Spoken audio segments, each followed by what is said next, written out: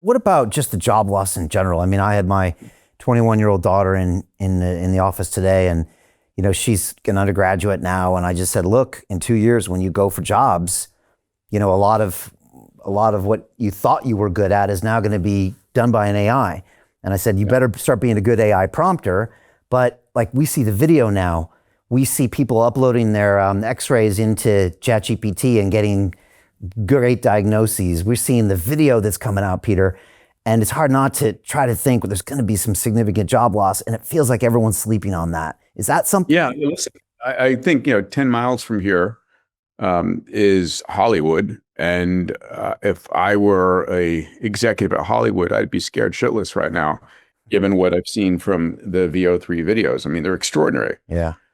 And so, yes, there are going to be job losses and job reinventions. I, it's hard to see it today, but every time there's been new technology that transforms, in the banking system, the concern was that the ATM was going to decimate bank tellers, and we were going to lose all the bank tellers. Well, there are more bank tellers today and more ATM machines than ever before. The same thing in the financial world when, Excel and VisiCalc and all those things came out. Ultimately, we're going to retool the jobs, and people are going to start to do things at a higher level than ever before. The issue isn't that we're going to find new ways to occupy ourselves and be relevant. It's the speed of the change. That's what's different today. Right? There used to be a population of individuals who used to go around.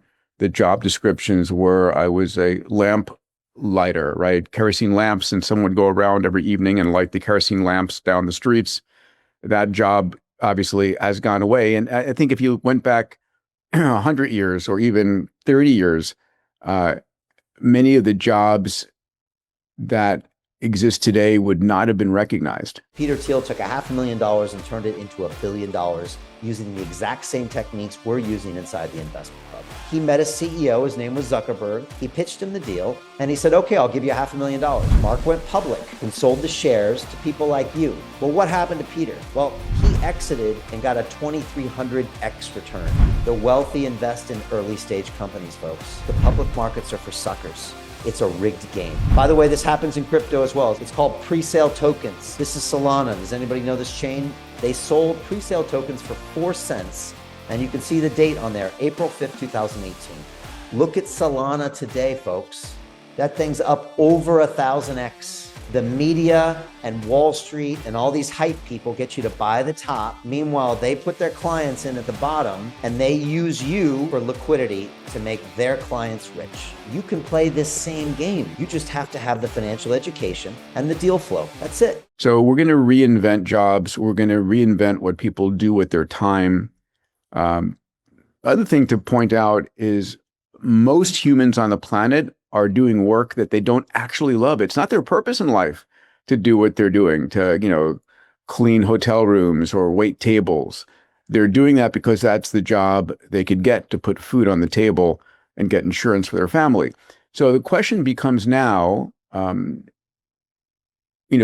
what do those individuals empowered by AI and technologies dream of doing? How do they up level what they're doing to something that they desire? I think we're going to need to have some version of UBI, universal basic income, as wealth begins to get concentrated in the hands of small groups of individuals and companies because of AI and humanoid robotics, which we should also talk about. Yes. And we're going to need to figure out how that capital gets redistributed. And then with that money, how people begin to reinvest in themselves to do things that have higher value to them, allow them to fulfill their dreams, to have a more purposeful life. Do you foresee a future 20, 30 years from now where, people are working 4 hours a week, or people are just doing very limited work, and there is so much abundance created by the AI that the ecosystem works and the economy works, and like you said, people are just going deeper on things that give them more joy? I do. I mean, this was the topic of my first book back in 2012, Abundance: The Future is Better Than You Think, laying out this notion that that technology is the force that takes whatever was scarce and makes it more and more abundant. Elon has jumped on that bandwagon, as has Mark Andreessen and a whole slew of, Sam Altman. They get the abundance theme right now. AI and humanoid robotics are going to create a massive uptick in global GDP because we're going to be able to produce far more with far less labor and far less cost.